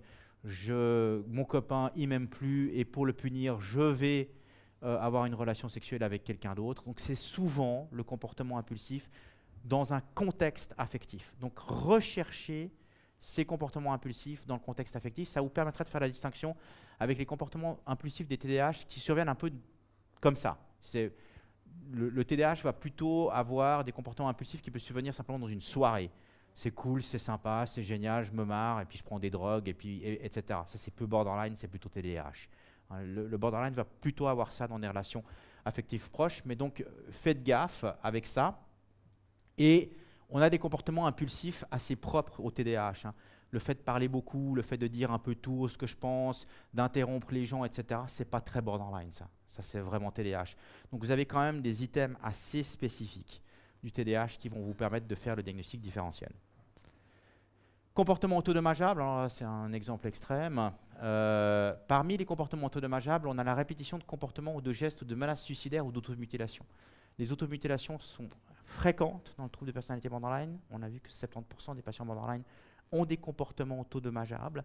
Alors ça peut être des scarifications comme ici, ça peut être aussi se brûler avec la cigarette, ça peut être se taper soi-même, ça peut être se cogner la tête contre les murs, ça peut être avaler des objets, ça peut être quoi d'autre, se faire vomir, c'est un comportement qualifié comme autodommageable, qui ont essentiellement comme visée ou comme but la régulation de la détresse émotionnelle interne. Hein, si vous cherchez ça, c'est absolument pas présent dans un TDAH. Ça, c'est vraiment assez spécifique d'un trouble de personnalité borderline, c'est ce que je mets ici, hein. Les patients TDAH vont avoir recours à des comportements de régulation émotionnelle qui sont beaucoup plus externalisés. Hein, ça veut dire je vais gueuler sur quelqu'un, je vais péter mon portable, je vais aller gueuler dehors, mais c'est rarement dirigé contre soi, voire quasi pas. Le comportement autodommageable à visée de régulation de la tension interne est vraiment propre aux troubles de personnalité borderline. Donc allez les chercher, hein, parce qu'on se résume souvent aux scarifications, mais il n'y a pas que les scarifications, il y en a plein d'autres. Et donc il faut, et ça vous permet vraiment de mettre une lumière ou de vous, on va dire, de vous faire penser aux troubles de personnalité borderline. Il y a plein d'études qui ont montré ça, il y a des études en neuroimagerie et autres, on a aussi fait des études dans lesquelles on stimule, on va dire, de façon émotionnelle des patients borderline et on les active en leur racontant des histoires qui sont un peu tristes et émotionnellement affectives, on va dire des histoires de rupture sentimentale, etc., avec une voix triste, une musique triste. Ça les fait monter en tension interne, puis après on les coupe ou on les brûle. Donc, vous ne me demandez pas comment est-ce qu'on a eu l'autorisation du comité d'éthique de faire ça, mais on n'est pas les seuls à avoir fait ça. Et les patients vous décrivent extrêmement bien cette chute de la détresse émotionnelle interne quand on les coupe ou quand elles se coupent ou quand on les brûle ou quand elles se brûlent. Donc c'est un comportement auto ou hétérodommageable. On ne sait pas pourquoi, ne me demandez pas pourquoi ça marche, mais c'est vachement paradigmatique du trouble de personnalité borderline. C'est un super régulateur émotionnel. C'est aussi toute une des difficultés du trouble de personnalité borderline parce que vous n'aurez rien à proposer en tant que thérapeute de plus efficace que les comportements autodommageables. Ça marche super bien. Et il y a des patients borderline qui vont vous dire, après m'être coupé, c'est les rares moments que je connais où je suis zen et je suis tranquille et ça ne tourne pas dans ma tête. Et je ne suis pas en train de penser à mon copain, je ne suis pas en train d'être mal, etc. Je vous assure qu'en tant que thérapeute, vous êtes loin d'avoir cette efficacité-là et vous n'avez aucun médoc qui est aussi efficace que ça. Donc c'est dur d'enlever les comportements autodommageables chez les patients borderline parce qu'il faut travailler là-dessus. C'est d'ailleurs pour ça que c'est une des cibles prioritaires des approches psychothérapeutiques pour les troubles de personnalité borderline. C'est aussi ce qui met en danger de mort ces patients-là. Hein, parce que si je me coupe trop, ben je meurs. Si je prends trop de médicaments pour soulager ma tension interne, je meurs. Si je me tape trop fort à la tête contre le mur, ben je meurs, etc. etc. Hein, d'accord ? Donc c'est vraiment important. Et pensez-y comme ça, il n'y a pas d'appel à l'aide, il n'y a pas de manipulation de l'autre, il n'y a pas de tout ce qu'on peut imaginer qui sont des termes, il n'y a pas de clivage, il n'y a pas tout ce que vous voulez comme termes qu'on utilise faussement pour ces patients. Le clivage est un mécanisme de défense qui ne devrait être utilisé que par les personnes qui ont une formation psychanalytique et qui comprennent ce que le clivage veut dire.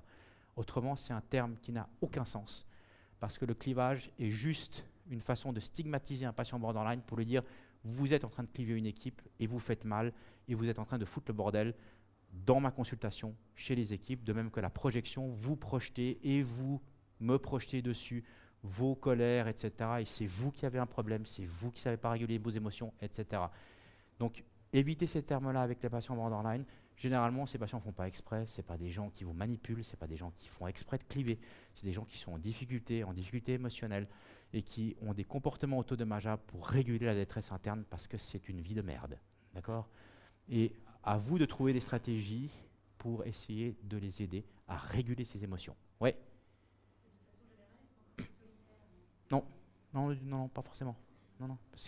Au contraire, comme il y a alors, oui et non. On peut avoir des patients pour lesquels c'est tellement désastreux les relations interpersonnelles qu'ils vont éviter tout contact avec autrui. Ça arrive, c'est pas la norme. La plupart vont avoir des amis qui sont soit aussi borderline, soit changer de copain tout le temps. Mais il y a aussi ce sentiment où j'ai besoin d'être attaché à l'autre parce que j'ai peur que l'autre m'abandonne, etc. Donc c'est des patients qui vont plutôt avoir des cercles d'amis ou des potes ou des copines, etc. Ah, alors ça peut être. C'est généralement assez seul. Je ne vais pas m'automutiler devant tous mes potes. Je vais faire ça seul dans mon coin ou quand je me suis engueulé avec mon copain, je vais dans les toilettes et puis, ou avec ma copine et puis je m'automutile. C'est plutôt des moments un peu seuls pour les comportements autodommageables. Ouais. Ouais. Ouais. Non, ce que je veux dire, c'est que le clivage, la projection et autres sont des termes psychanalytiques qui ont un sens très particulier, qui sont justes. Hein. C'est des mécanismes de défense utilisés pour expliquer, on va dire, la structure de la personnalité et la façon d'interagir de la personne borderline avec autrui. Mais ça a été vulgarisé et utilisé dans toutes les équipes, dans le monde entier, sans connaissance de ce que ça veut dire, essentiellement pour décrire un patient borderline, avec à l'intérieur un jugement, hein, c'est-à-dire ce patient clive, ce patient est un projectif, je ne peux rien en faire, c'est un borderline. C'est essentiellement connoté négativement, ce qui n'aide absolument pas le patient parce que je pars de prime abord avec un a priori extrêmement négatif de ce patient-là. Ce que je dis toujours aux équipes, c'est éviter ce langage-là. Si vous n'êtes pas, c'est pas moi qui le dis, c'est Marshall Linehan qui avait soulevé ça en premier, mais Bateman Fonagy le font aussi. On a tendance à tellement stigmatiser ces patients qui sont tellement difficiles à prendre en charge, parce qu'on ne sait pas les prendre en charge et qu'on ne connaît pas le trouble, qu'on a commencé petit à petit au cours du développement de l'histoire de la psychiatrie à détourner les termes psychanalytiques pour les utiliser dans le langage courant pour décrire des personnalités chiantes. Et donc quand j'utilise ce terme-là, je les stigmatise. Je n'ai pas envie de les traiter. C'est une personne qui clive, c'est une personne qui projette, c'est une borderline. Et je dis évitez ces termes-là, parce que vous pouvez les utiliser pour décrire un mécanisme de fonctionnement si vous avez la connaissance. Même moi, je ne les utilise pas, je ne sais pas ce que ça veut dire le clivage. Je ne suis pas psychanalytique, je ne suis pas psychanalyste. Alors, évitez-le parce que ça. Tu voulais dire quelque chose, Candy? Oui, c'est juste la différence entre aussi structure borderline, que les psychanalystes vont parler beaucoup de cela. Et là, on est dans les vrais troubles, diagnostics graves et que l'équipe de Nader voit tous les jours. Donc un psychanalyste qui a un patient sur le divan, qui fonctionne, qui est marié, qui a un travail, etc., on n'est pas dans ces troubles-là. Il a peut-être une structure borderline, il a tendance à cliver le monde, les bons, les mauvais, il a tendance à beaucoup de choses. C'est rarement ces cas qui se scarifient, etc., qui sont sur les divans d'analystes aussi. C'est juste voilà, les mots veulent bien dire quelque chose, ils viennent. Évidemment, ils ont été utilisés au début pour décrire certaines défenses, etc. Après, quand on est dans des troubles de ce type-là, de les utiliser, c'est comme dit Nader, après, c'est voilà, le patient que personne ne veut prendre en charge parce qu'il utilise des défenses comme ça à outrance, alors que c'est un trouble différent. Et ce n'est pas les mêmes borderline, je crois, ces structures, troubles de la personnalité, c'est deux choses différents. Oui, c'est un peu ça, mais c'est aussi d'éviter d'utiliser des termes si on ne les maîtrise pas. C'est aussi ça. Hein. C'est parce que c'est pas faux. C'est comme l'utilisation chez l'enfant. Ouais, je veux dire, ça veut dire autre chose. C'est basé aussi sur certaines structures, certaines façons d'utiliser les défenses. Mais chez l'enfant, oui, on ferait mieux, comme a souligné Guillaume, de parler du trouble de l'attachement chez l'enfant, de parler du trouble de régulation des émotions. Parce que comme ça, les pédopsies pourraient avoir une discussion avec les psys d'adultes qui après ne comprennent pas quand le pédopsie dit des choses comme ça, parce qu'on n'est pas dans la même chose. Et d'ailleurs, Paco Palacio l'a toujours dit, tous les gens qui ont été formés à ce moment où ces termes étaient beaucoup utilisés, le trouble de la personnalité chez l'enfant, il n'y a aucune continuité entre le trouble de personnalité borderline, ce qu'on appelle nous avec le Mises, etc., et le trouble de personnalité borderline chez l'adulte. Il y a aucune, je dis bien juste, merci.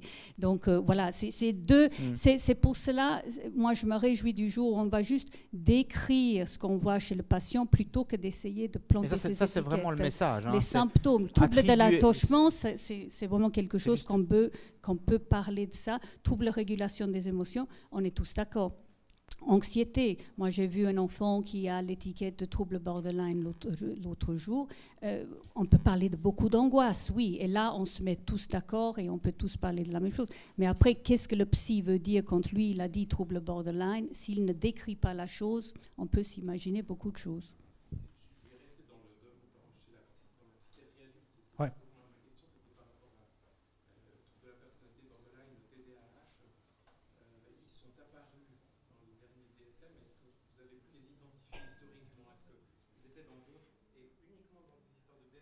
Ouais, Borderline, c'est déjà dans le DSM 3 ou 2 même, je crois.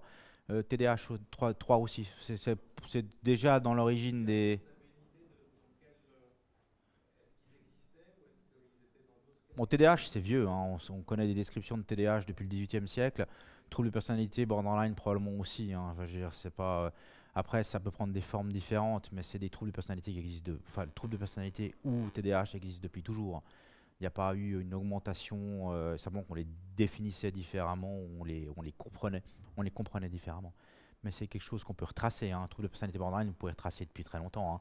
Probablement canalisé différemment. Hein. Le comportement autodommageable chez des personnes émotionnelles, etc., qui, on peut imaginer, par exemple, dans des couvents, des personnes qui se flagellent, etc., pouvaient avoir peut-être, dans des milieux très religieux, des troubles de personnalité borderline. Ce n'est pas exclu. De même qu'on a des comportements suicidaires chez des personnes qui sont guerriers, qui se retrouvaient en face, enfin, dans les premiers rangs des guerres, qui partaient en avant, qui étaient très impulsifs, etc. Ce n'est pas exclu que c'était des personnes borderline aussi. Hein. J'en sais rien. Après, c'est comme ça que c'est décrit, mais on peut avoir des descriptions relativement vieilles hein, du trouble. J'avance juste un peu parce que je vais avoir pas de temps. Donc, un des grands thèmes du trouble de personnalité borderline, c'est la labilité émotionnelle. Donc, c'est la réactivité émotionnelle intense aux stimuli extérieurs, surtout affectifs. Moi, c'est pour ça que j'insiste vraiment, essayer de chercher dans le trouble de personnalité borderline la relation à l'autre. C'est probablement ce qui va vous aider le plus à distinguer ça d'un TDAH. La difficulté d'un trouble de personnalité borderline, c'est dans la relation avec autrui, particulièrement si elle est affective et amoureuse. Plus la relation est proche, plus c'est compliqué. Donc, et ça, ce n'est pas tellement le cas dans le TDAH. Le TDAH va avoir de la dérégulation émotionnelle, mais aussi devant son ordi parce qu'il bug. Hein, alors qu'il va péter son ordi. Un borderline ne va pas forcément avoir ça. Non, il va avoir une dérégulation émotionnelle parce que son copain ou sa copine ne l'a pas appelé à 9h du matin parce qu'il avait dit qu'il appelait à 9h du matin. Alors qu'un TDAH ne va pas forcément avoir une dérégulation émotionnelle à ce moment-là.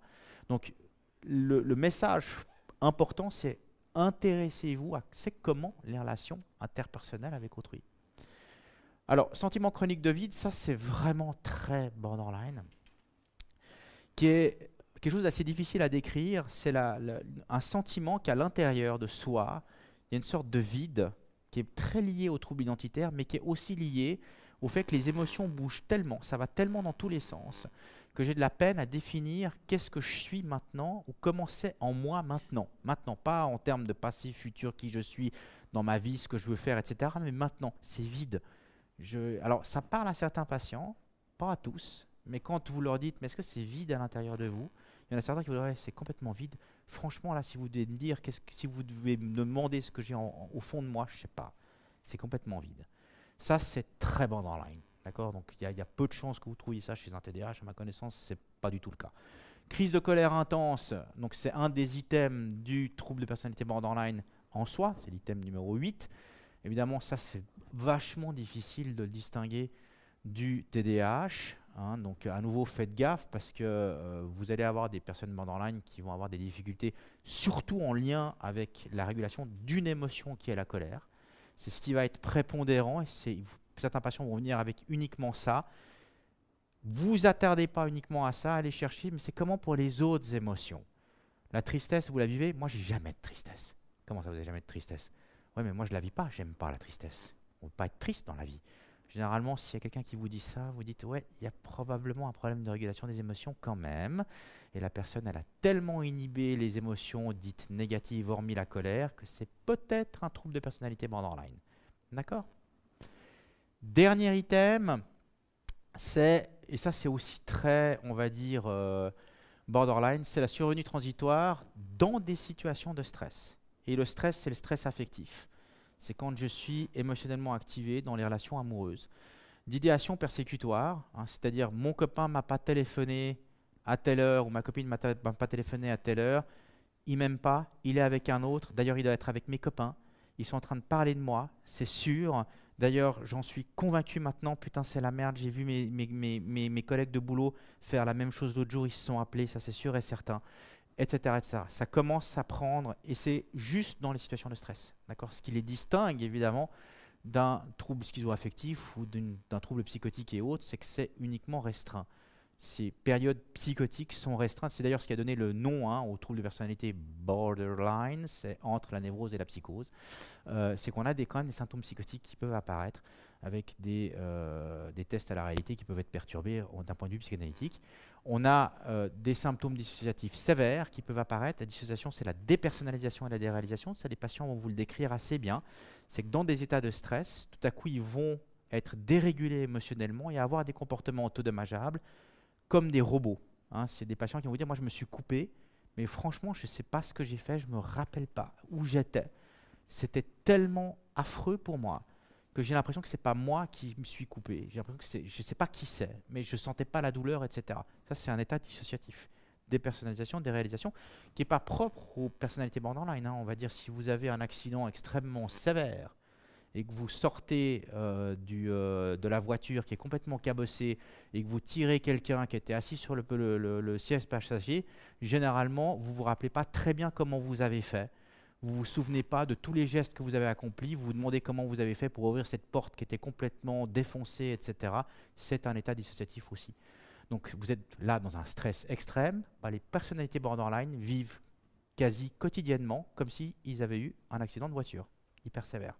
D'accord ? Pensez à ça. À savoir que ça, c'est un petit peu embêtant parce qu'on a des patients qui vont être en stress un petit peu chronique et ça peut mimer des déficits d'attention à l'école ou au travail. Donc ça veut dire que je suis continuellement en train de penser à la situation stressante ou j'ai eu un événement, une dispute avec mon pote ou mon copain ou ma copine qui commence à durer et je suis émotionnellement activé tout le temps et ceci va générer des difficultés attentionnelles exactement similaires à celles observées dans un TDAH. Vachement difficile. Et donc, chercher les raisons pour lesquelles les patients TDAH ont des difficultés attentionnelles, parce que c'est peut-être aussi dû à un trouble de personnalité borderline, en fait, à une dérégulation émotionnelle importante. Hein, ça, c'est un des pièges aussi. Alors, les similarités, je pense qu'on les a fait. Il y en a beaucoup. D'accord, hein, ça débute dans l'adolescence, c'est continu, c'est chronique, on a la même labilité émotionnelle, on a la même impulsivité, on a des relations interpersonnelles difficiles, donc il y a plein d'items qui font qu'on peut faussement attribuer un TDAH alors que c'est un trouble de personnalité borderline. Donc ce à quoi il faut être attentif, c'est grosso modo que les difficultés du trouble de personnalité borderline, ces différents symptômes vont surtout être présents dans les relations affectives, donc allez chercher les relations.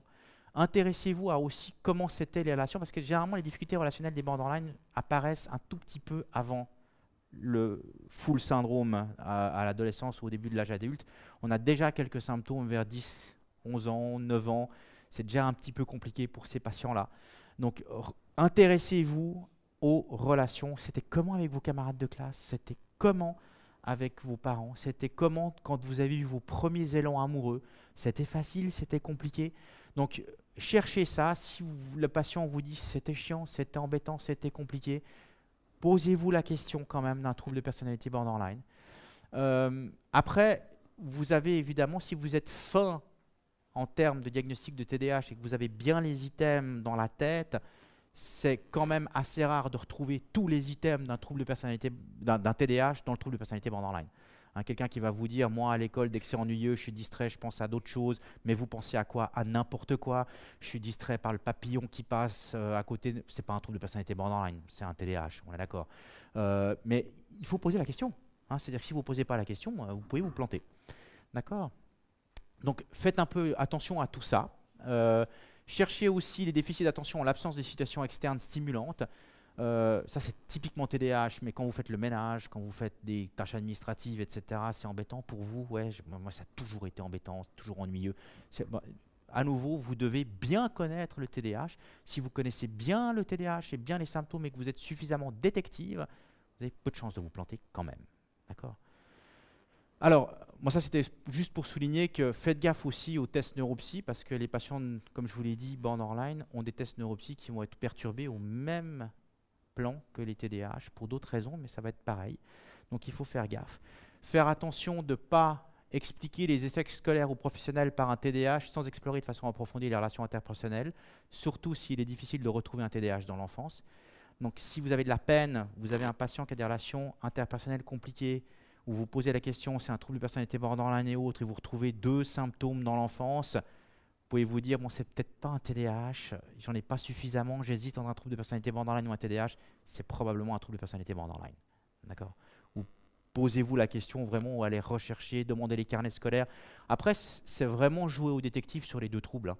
C'est pareil, hein, on avait évoqué le fait d'être attentif, de rechercher les carnets scolaires, de s'entourer des proches. Pareil pour le trouble de personnalité borderline. Ok. Alors, ça c'était ce que j'avais évoqué tout à l'heure. Un trouble oppositionnel dans l'enfance peut prédire un trouble de personnalité borderline. Hein, ça, je vous le rappelle. Donc, tout trouble externalisé peut prédire un trouble de personnalité borderline. Et donc, ne pas attribuer ces symptômes dans l'enfance à un TDAH. Hein. Ah ouais, j'ai retrouvé des symptômes avant l'âge de 12 ans qui me font penser à un TDAH. Donc, il avait un TDAH dans l'enfance, donc c'est un TDAH adulte. Attention, c'est peut-être un trouble de personnalité borderline. D'accord? Donc, faites gaffe à ça aussi. Ok, les screenings. Juste, est-ce que c'est bien d'utiliser des outils de screening dans le trouble de personnalité borderline? La SRS, la VOURS et tous ces trucs. Ça sert à rien du tout. D'accord? On a fait une très belle étude répliquée par pas mal de... C'est nouveau mon collègue le Dr Weibel, où on a vu que la sensibilité et la spécificité sont nulles. Ça ne permet pas de distinguer un TDAH ou pas dès qu'il y a un trouble de personnalité borderline. On a soit des faux positifs, soit des faux négatifs. Ça sert absolument à rien du tout. D'accord? Donc vous avez un trouble de personnalité borderline, vous filez un ASRS, il va coter tout positif, vous dites putain mais c'est un TDAH. Alors qu'en fait, il y a 0 item d'un TDAH. Nous on a eu des patients, donc là je vous dis, hein, on avait grosso modo 50% de notre cohorte de borderline sans TDAH qui scorait positif, mais vraiment vachement positif à la SRS. Donc c'est pas utile, vous avez le même problème dans le trouble bipolaire. Hein. Donc c'est problématique quand même. Donc c'est des outils de screening qui sont bien pour les populations contrôle, pas pour les populations avec haute impulsivité, etc. Alors pourquoi est-ce qu'on parle du diagnostic différentiel? Là je vais finir et on va... Parce qu'il me reste combien de temps? 10 minutes? Ça va? Donc pourquoi est-ce qu'on parle de ces deux troubles ensemble? Parce que les traitements sont radicalement différents. Hein, c'est vraiment, mais à l'opposé. Hein, donc on n'est pas du tout dans des stratégies thérapeutiques similaires pour le TDAH et le trouble de personnalité borderline. Alors, pour le trouble de personnalité borderline, généralement c'est compliqué. Hein, donc en moyenne, on les traite mal, on les diagnostique mal, on les surtraite d'un point de vue de médicaments. Dans les consultations, quelles qu'elles soient, en moyenne, les patients borderline reçoivent 3 médicaments par jour. Alors que toutes les études en psychopharma montrent que les traitements médicamenteux sont iatrogènes, non seulement pas utiles, mais iatrogènes dans le trouble de personnalité borderline, psychostimulants inclus. D'accord? Donc, c'est quand même compliqué. Alors que, comme on ne connaît pas ce trouble, imaginez, hein, on a, ce que je mettais tout à l'heure, 40% des patients borderline sont diagnostiqués bipolaires ou d'un autre trouble. Alors c'est 40% d'un trouble bipolaire, 80 à 90% ont un autre diagnostic psychiatrique attribué pour expliquer les symptômes borderline et on leur file un médoc. Ça ne sert à rien du tout. C'est même iatrogène. Si je file un neuroleptique de longue haleine à un patient borderline en me disant c'est un trouble bipolaire, et ça va marcher pour réguler son émotion et ses difficultés humorales. Ça va effectivement marcher. Un moment, ça va le calmer, ça va lui apaiser sa régulation des émotions pendant un certain temps, parce que ça va le fatiguer. Mais je ne lui apprends absolument rien en termes de régulation des émotions. Vous le retrouvez 3 mois après, avec un traitement supplémentaire, une habituation au traitement neuroleptique et une réémergence de la dérégulation émotionnelle encore pire qu'avant. Vous avez été iatrogène en donnant un traitement médicamenteux sans aucun apprentissage comportemental et sans aucun apprentissage de la régulation émotionnelle. D'accord? Donc c'est un désastre. Il y a même une étude qui vient d'être publiée qui montrait que donner un placebo est plus efficace que de donner un traitement médicamenteux aux patients borderline. Donc c'est vraiment à l'opposé du TDAH dans lequel le traitement adulte c'est le médicament. Hein. Donc vous ne plantez pas, parce que vous allez faire vraiment du mauvais travail si vous donnez des médicaments aux patients borderline. Et nous, on a fait des recommandations thérapeutiques suisses, que vous pourrez télécharger gratuitement, qui vont être disponibles tout bientôt sur le site de la Société suisse de psychiatrie, où notre première information, c'est éviter les médicaments au maximum. Mais tant que vous pouvez, vous ne filez aucun médoc aux patients borderline, vous préférez la psychothérapie. C'est les recommandations internationales. Vous pouvez utiliser des médicaments uniquement en temps de crise, maximum 1 semaine, voire 2 semaines, juste parce que vous êtes débordé, vous ne savez pas quoi faire, etc. Mais vous devez tout de suite les enlever après. Ça, ce sont les recommandations internationales, ce sont les recommandations suisses sur lesquelles on vient de travailler, on vient de les finir. D'accord ? Donc c'est important, je souligne ça, hein, parce que vous ne pouvez pas vous planter avec ces patients-là. D'accord ? Nous, on en voit, mais ils sont complètement surmédiqués. Après, vous pouvez traiter un trouble dépressif comorbide avec un antidépresseur, mais vous filez un antidépresseur pour traiter le trouble dépressif comorbide. Vous pouvez filer un psychostimulant pour traiter un TDAH comorbide, mais pas pour traiter un trouble de personnalité borderline. Vous pouvez filer un stabilisateur de l'humeur pour traiter une comorbidité d'un trouble bipolaire, mais pas le trouble de personnalité borderline. OK ? Alors, quels sont les traitements ? Vous avez 3 traitements qui sont validés. Vous avez des bouquins là-bas qui vont vous décrire un peu tout ça. Nous, on a participé grosso modo avec l'ensemble de ces chercheurs au niveau international pour faire les traductions, on fait de la recherche avec eux. Donc vous avez le traitement phare qui est le plus validé au niveau international, c'est la DBT ou Dialectical Behavioral Therapy, ou traitement comportemental dialectique, Marshall-Linehan. C'est le plus ancien des traitements validés manualisés, même si Otto Kernberg est le papa grosso modo du trouble de personnalité borderline, ce n'est que récemment qu'il a manualisé la thérapie focalisée sur le transfert. Pour ceux qui sont d'orientation psychanalytique, c'est vraiment une orientation que je vous recommande, hein, parce que c'est assez élégant. Vous vous retrouverez dans les approches psychanalytiques, c'est pas si loin, mais il y a quand même des ajustements, des adaptations faites, et c'est un traitement qui marche, validé. Hein, c'est un traitement evidence-based, au même titre que la mentalization-based treatment, qui est aussi d'orientation psychanalytique. D'accord ? Plus lointaine, c'est plus compliqué pour les psychanalystes purs et durs. Donc après, vous choisissez un peu, et pour les TCCistes, vous utilisez la DBT ou la TCD, comme on l'appelle. D'accord ? Donc ça, vous avez des manuels, vous suivez les manuels, et puis après, si vous faites ce qui est un peu écrit dans les manuels, vous faites déjà 1000 fois mieux que de ne pas utiliser les manuels. Je vous recommande les manuels traduits en français qui sont là-bas. D'accord. Donc il y a des éléments communs à la thérapie qui sont généralement, il y a un seul thérapeute qui discute avec le patient, qui est généralement supervisé par des collègues, ou en tout cas avoir un superviseur à qui je peux parler des difficultés que je rencontre avec les patients. C'est compliqué de prendre en charge un patient borderline tout seul, hein. C'est généralement un challenge un peu prétentieux. Donc, parce qu'on va être confronté à des mécanismes qui sont compliqués avec le patient, on va être en difficulté, même si vous êtes le meilleur spécialiste du monde, vous avez besoin de quelqu'un à qui parler de ces patients. Il faut valider les émotions, ça c'est vraiment important, hein. C'est des patients qui ont vécu, comme vous l'avez bien compris, dans la non-validation du vécu émotionnel et autres. Votre job principal, c'est vous devez réapprendre ça. Par différentes techniques. En TCD, c'est je vais réapprendre ce que sont que les émotions, je vais faire de la psychoéducation sur les émotions. En mentalization-based treatment, je vais plutôt apprendre les capacités à mentaliser, c'est un terme particulier, mais qui est aussi qui a aussi comme objectif la régulation émotionnelle. Dans la Transference Focus Therapy, je vais travailler en fait le lien d'attachement et le transfert et le contre-transfert actuel pour essayer de mettre en mouvement les émotions et pouvoir les travailler pendant la thérapie, mais ça reste dans l'ici et maintenant. On ne parle pas de ce qui s'est passé il y a grosso modo 20 ans en arrière. Ça ne nous sert à rien du tout, d'accord ? Kernberg vous le dira très bien, c'est un psychanalyste. Fonagy vous le dira aussi, c'est un psychanalyste. C'est souvent ce qu'aiment faire les personnes d'orientation psychanalytique. Pour d'autres patients, ça marche très bien. Pour les borderline, vous évitez ça. Ça ne sert à rien du tout, c'est même iatrogène parce que vous allez faire du blablabla. Vous allez activer le système émotionnel et vous allez avoir un patient avec une augmentation du risque suicidaire au sortir de votre thérapie parce que vous avez fait des liens qu'il ne comprend pas, parce qu'il est trop activé émotionnellement. Vous travaillez l'ici et maintenant.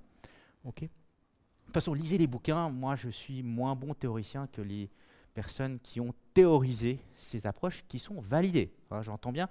Ce ne sont pas que des théories, c'est validé, c'est de l'evidence-based et ça marche au même titre que des médicaments pour le trouble bipolaire qui sont evidence-based.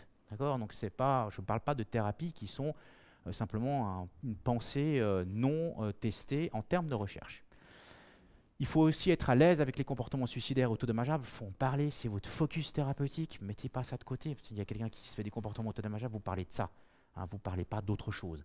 Les patients borderline vont souvent arriver en ayant eu des comportements autodommageables. Le problème, il est résolu. Hein. Je me suis coupé, j'ai résolu mon problème avec mon copain, ça va mieux maintenant. Maintenant, j'aimerais parler de mes problèmes au boulot.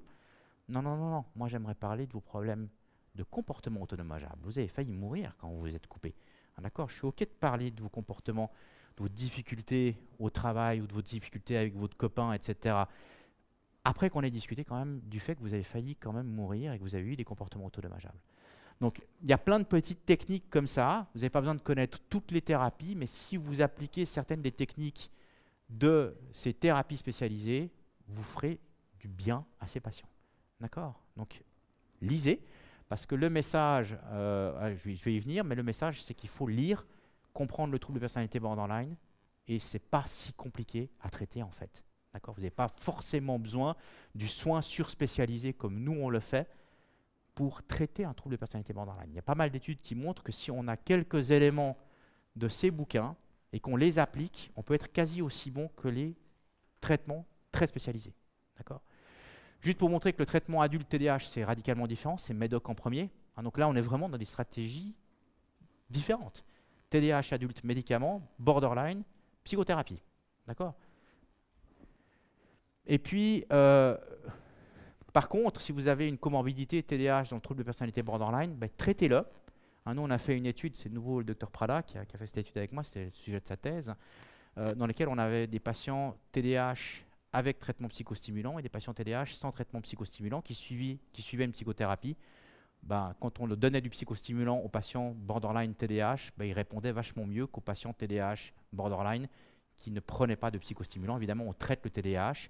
Donc, le patient borderline est plus concentré, s'ennuie moins dans des cours ou dans des groupes d'enseignement de compétences. Il est plus à même de capter ce qu'on lui donne et donc il répond mieux à la psychothérapie.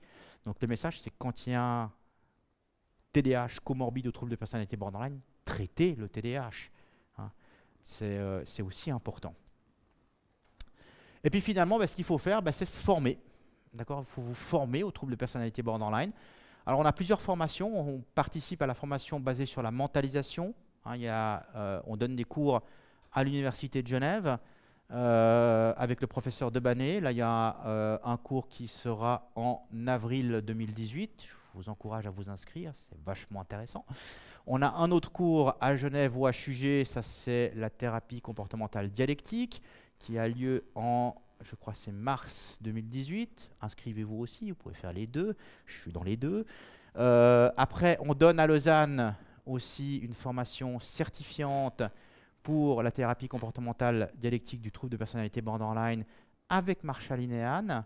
Donc ça, je suis aussi un des formateurs. Inscrivez-vous, c'est top aussi. C'est en mars 2018. Et puis, achetez mes bouquins sur le trouble de personnalité borderline. Le mieux, c'est celui-là, Manuel du borderline. On a traduit le traitement basé sur la mentalisation du trouble de personnalité borderline en français. Vous l'avez aussi disponible en anglais. On vient de sortir le manuel d'entraînement aux compétences TCD, thérapie comportementale dialectique avec Marshall Linehan. Donc il est sorti la semaine passée. Vous pouvez sans autre aussi le parcourir et le découvrir. Tout ça pour dire que si vous lisez tout ça et que vous vous procurez ce petit livre de Gunderson, qui est une bible du trouble de personnalité borderline, qui est le Good Psychiatric Management for Borderline Personality Disorder, c'est grosso modo ce que vous devez faire et ce que vous ne devez pas faire avec un trouble de personnalité borderline si vous êtes installé en pratique privée. C'est le top du top, validé, evidence-based aussi, et bien évidemment, plus vous vous formez, plus vous diminuez le stigma. Je vous rappelle que le trouble de personnalité borderline, c'est le trouble psychiatrique qui a le plus de stigma. Hein, c'est le trouble que les gens ne veulent pas avoir. Je préfère avoir un autre. C'est aussi pour ça que vous risquez d'avoir des difficultés avec les patients qui viennent vous voir parce qu'ils préféraient que vous les diagnostiquiez pour autre chose qu'un trouble de personnalité borderline. Si vous diminuez le stigma, vous êtes meilleur dans le traitement de ces patients. Si vous vous informez, vous prenez des cours, vous lisez, vous faites moins de problèmes, vous êtes moins iatrogène et vous les aidez. Merci de votre attention et je suis ouvert à la discussion avec cette magnifique citation de Paris, qui est un des pontes du trouble de personnalité borderline. J'espère que j'ai changé un peu cette situation affreuse du trouble de personnalité borderline. Je vous laisse la lire, j'espère que vous comprenez tous l'anglais. Merci.